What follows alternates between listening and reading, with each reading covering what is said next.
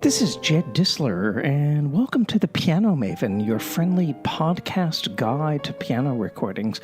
And this is episode number 20, so I thought I would do something really special and quite extensive. Some composers' styles develop over time, a long period of time or a relative short period of time, but there are other composers that reveal their genius almost right from the start, and one of those I would consider to be Frédéric Chopin. When the 21-year-old Chopin left Warsaw for Paris, he quickly established his position as an innovative force in music as both pianist and composer. He was one who cultivated refinement, integrity, and a kind of classical streak that set him apart from his Romantic-era colleagues. His pianistic style, both as a pianist and as a composer, raised the proverbial bar for ingenuity, and he created a world in which unprecedented keyboard sonorities, figurations, and modulatory patterns intermingle to often startling effect.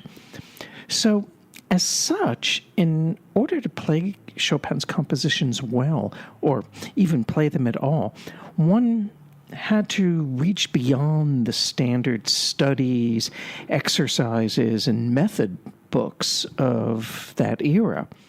Back in Chopin's day, and even before Chopin's day, most piano etudes, an etude is a piece designed specifically to improve technical mastery. Most piano etudes were basically didactic in nature and often without a whole lot of musical substance. But that really changed with Chopin's two sets of etudes, Opus 10 and Opus 25, which remain the cornerstones of Romantic piano technique. Each of these 24 etudes focuses upon a specific technical challenge, and they give the pianist very little respite and a multitude of musical considerations to consider and absorb. The Chopin etudes have attracted, as well as humbled, many generations of even the most exceptional pianists. Liszt is practicing my etudes, Chopin wrote to Stephen Heller. He wrote that Liszt is transporting me outside of my respectable thoughts. I should like to steal from him the way to play my own etudes. I think that's such a wonderful quote. When Alexander Greiner, who was the manager of Steinway & Sons concert and artist department, asked the great virtuoso Joseph Hoffman if he could play all of the Chopin etudes, that he really wanted to hear Hoffman play all the etudes for him, Hoffman basically declined, and he said that there is no pianist and there never will be a pianist who can play all of the Chopin etudes equally well. However, that has not stopped pianists from recording all of the Chopin etudes. So, when the question comes up as to which complete cycle of Chopin etudes by one particular pianist I should recommend, well, I actually do have a recommendation, but I thought that since the Chopin etudes are so central to the repertoire and so iconic that we really should look at more than one pianist. I've picked 15 recordings of the Chopin etudes, and the 15 pianists I'm discussing have recorded both books of etudes, Opus 10 and Opus 25, and all of these recordings are pretty much for the most part consistently satisfying in terms of how these pianists realize their conceptions. Back in 2023, I wrote an article for Gramophone where I discussed 20 or so versions of the Chopin Etudes on disc. And you can find a link to this article in the podcast information.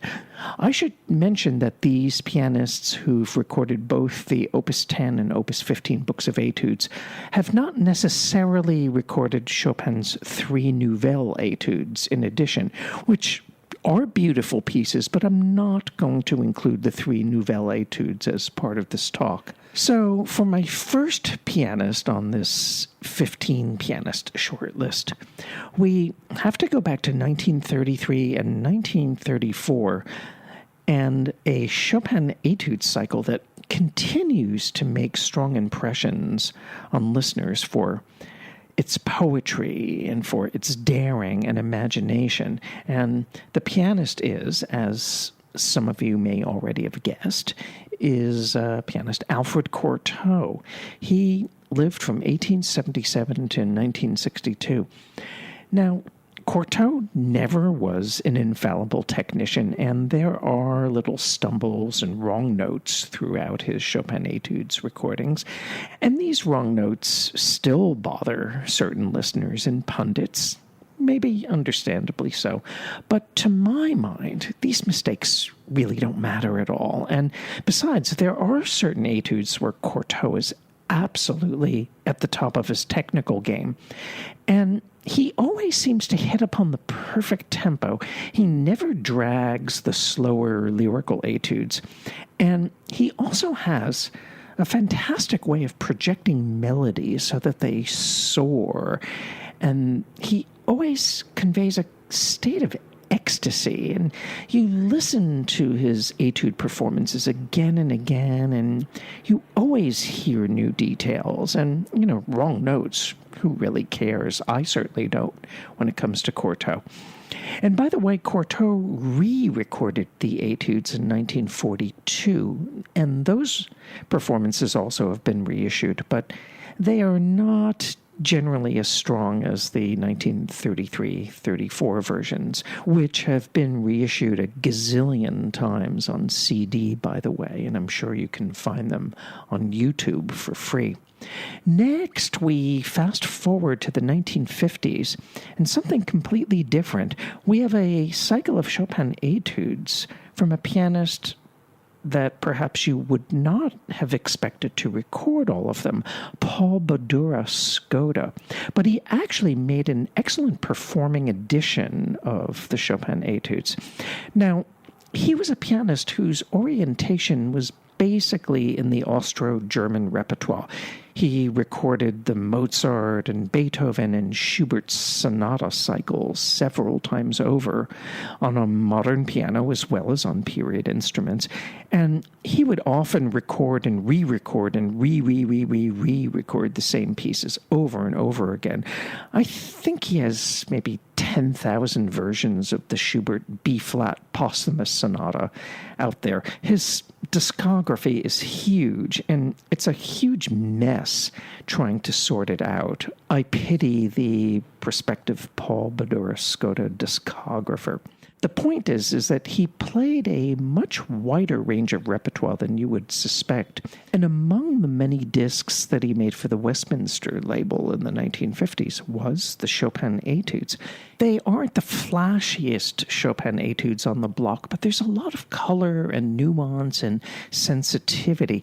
Someone once suggested to me that there was an edit in every other bar, that Badura-Skoda could not have possibly played all these etudes straight through. But whether that's true or not, there does happen to be a live Opus 25 etudes performance with Paul Badura-Skoda from, I guess it's from around 1965. And he's technically fantastic. He just nails the pieces to the wall. Also from the 1950s, the American pianist Ruth Slenzinska, who turned 99 this year, she recorded the etudes in the 50s for the American Decca label. And a few years ago, Australian Eloquence brought out a wonderful box set restoring all of Ruth Slenzinska's American Decca recordings. sometimes I find her slower, more lyrical pieces a little lacking in tension and harmonic awareness, but other selections really stand out. For example, the C major Opus 10 number 1's right-hand arpeggios have a real glittering force to them and a strong left-hand underpinning. And the F minor Opus 10 number 9 takes on this intriguingly dark and brooding character. It's slower than usual, and it's quite a fascinating performance. It is a really first-rate cycle. She re-recorded the Etudes, by the way, for Musical Heritage Society in the mid-1970s. These are also worth checking out, especially the Opus 10 remakes. Opus 25 is not quite so consistent in the later version.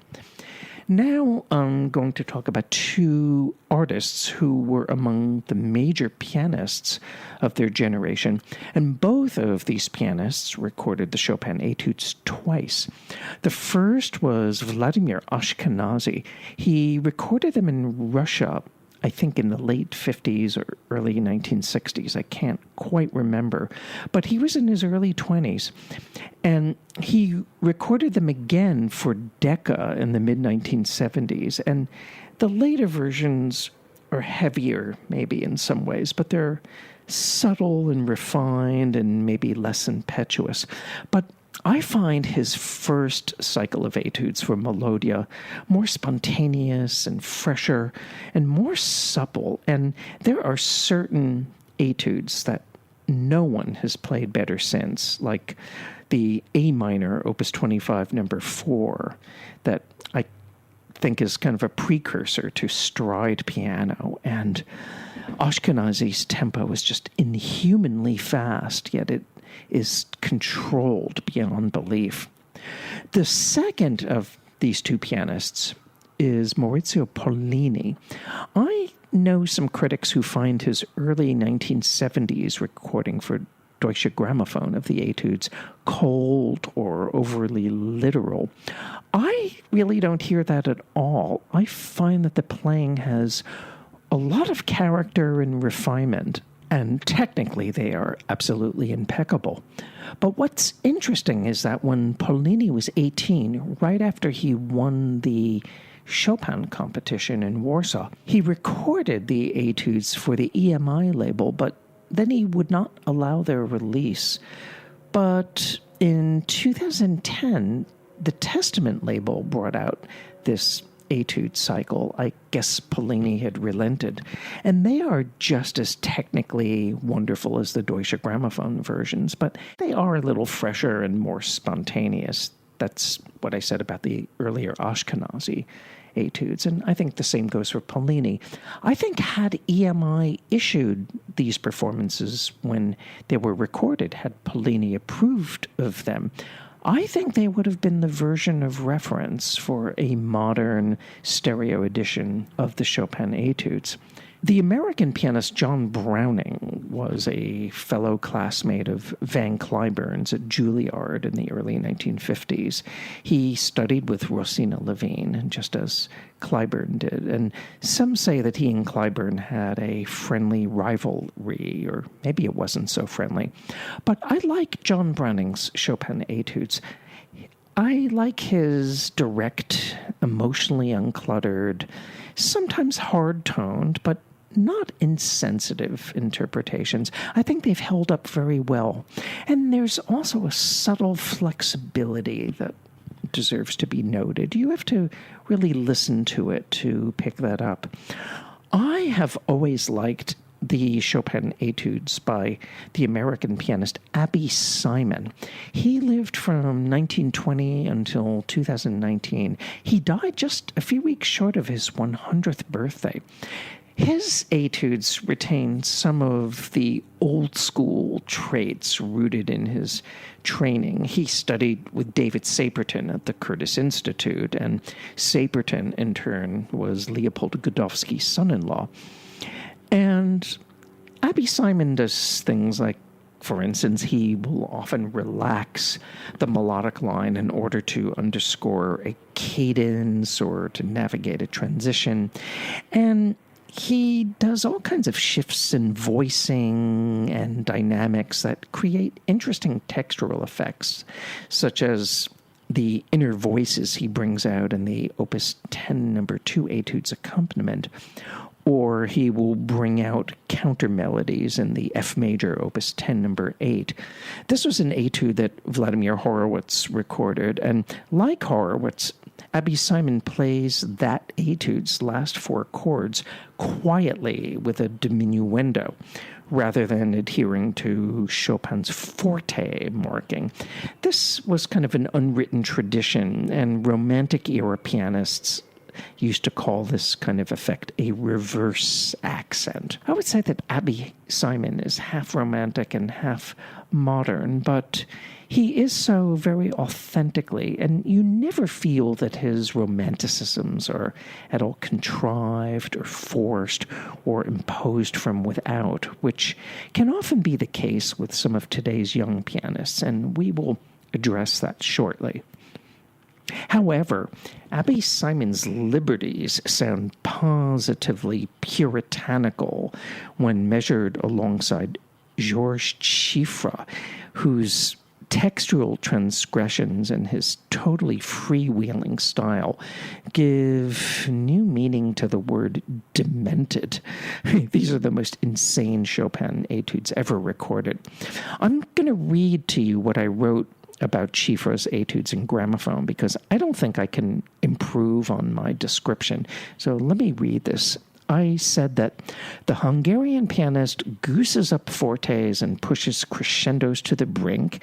He fills out octaves with chords. He sweeps through arpeggios like a roller coaster operator on LSD. He transforms Opus 25, number 6's eloquent accompaniment into a cha-cha, and he suffuses Opus 25's last 3 selections with a flamboyance that might have made Franz Liszt gasp. Chiffre's wild, unfettered impact can overwhelm you and even exhaust you, yet what saves the day is his joyful comportment. In all, Chiffre's etudes amount to a circus, starring a master acrobat executing a high-wire act without a safety net. I have to admit that Chiffre's Chopin etudes are one of my great guilty pleasures. I have so much fun listening to them. Let's move to the 1980s, and specifically to 1981, and the late, great Uruguayan pianist Dinora Varsi's recording of the Chopin etudes. I don't remember which label it first appeared on. I know it was once available on CD on the Interchord label, and then it appeared in this humongous 35 CD box set called the Dinora Varsi Legacy. It was on the Genuine label, and of course it's out of print, but you can download or stream Dinora Varsi Chopin etudes. This is intelligent virtuosity on many, many levels. And again, it's virtuosity at the service of music. These are absolutely excellent first-rate performances, well worth checking out. I want to also talk about a pianist who also died tragically young, Tatiana Shebanova. And on the Polish Dux label, she recorded brilliant and scintillating and totally musical renditions of the etudes that I put on par with Dinora Varsi. I can also say the same for the Japanese pianist Yuki Matsuzawa. I know you haven't heard of her, but she has an absolutely world-class first-rate edition of the Chopin etudes. Her recordings of the etudes, by the way, were used in part for that infamous Joyce Hatto recording of the Chopin etudes. Remember when all of these CDs were coming out on a label called Concert Artist, all credited to pianist Joyce Hatto? And it turned out that all of these recordings were stolen from other pianists' recordings. I helped to uncover that scandal, by the way. My friend Donald Manildi singled out Yuki Matsuzawa's Chopin Etudes for praise in a very detailed and extensive survey he wrote on recordings of the Chopin Etudes for International Piano Quarterly magazine in the late 1990s. All I can say about Yuki Matsuzawa's Chopin Etudes is what's not to love? You have perfect finger work, you have fluent phrasing, you have impeccable timing, imaginative pedaling, and very discreetly novel voicings. And there are no dead spots in her performances whatsoever, no miscalculation of tempos, and no expressive weirdness or tics. You can purchase Matsuzawa's Chopin Etudes as reasonably priced MP3 downloads, but if you want to find the physical disc, you'll have to pay a pretty penny. And I would be remiss if I did not mention Murray Pariah. His Chopin Etudes are really marvelous. This is bold and colorful and totally assured and consistently characterful playing. It's very true to the text as well, and his etudes are gorgeously recorded. I can't recommend them more highly. Now, one of the most recent Chopin Etudes versions out there comes from Yuchan Lim, who famously won the 2022 Van Cliburn competition when he was 18 years old. He made the best live recording ever of Liszt's Transcendental Etudes. These came from his semi-final round at the Cliburn. Some of my critic colleagues bent over backwards praising Yuchan Lim's recent Decca recording of the Chopin Etudes. And I can understand their enthusiasm because technically these pieces hold absolutely no difficulties for Yuchan Lim. And his technique is as supple and as effortless as you can imagine. Musically speaking, however, I tend to find his Chopin more interventionist and capricious than his Liszt. For example, he loves to futz around with inner voices, and he loves attention-getting accents. He likes to alter dynamics for momentary effect. And he does these cutesy little sudden changes of balance between the hands just because he can do it. I mean, the pianism is absolutely amazing, but I wonder if these expressive gestures that now sound like momentary inspirations and felicities are going to hold up over time. Will they eventually sound more contrived or predictable over repeated hearings? That's why I hedged my bet when I reviewed this recording recently. By contrast, Alfred Cortot's spontaneous phrasings and very personal rubato always sounds fresh, and Schifra's craziness is a law unto itself. But while I find Yuchan Lim's Liszt etudes musically sincere, I'm not 100% sure about his Chopin, brilliant as it is on many levels. However, if I had to choose only one recording of the Chopin Etudes from my collection, only one, it would be by the Cuban-born American pianist Juana Zayas, and her 1983 recording that's available on the Music and Arts label, I think, is incredibly special. And again, it was Donald Manildi who brought this release to my attention many years ago in that Chopin Etudes survey that I mentioned before. He wrote that Juana Zayas lavishes on all 24 pieces a quite fabulous amalgam of lyricism, wit, drama, and sheer pianistic craft. I could not agree more. And she brings out each etude's specific character with a sense of variety that never spills over into willfulness or eccentricity. And she's another pianist who channels considerable technique always toward musical ends. I consider her 1983 recording of the Chopin Etudes to be an ideal marriage of musicianship and virtuosity. This is Jed Disler, and you have been listening to the Piano Maven podcast, and I wish you happy listening in your pursuit of the Chopin Etudes on disc, and I hope you'll consider my recommendations. I look forward to us being together for our next episode. So be well and stay safe, and please let your Piano Maven friends know about this podcast.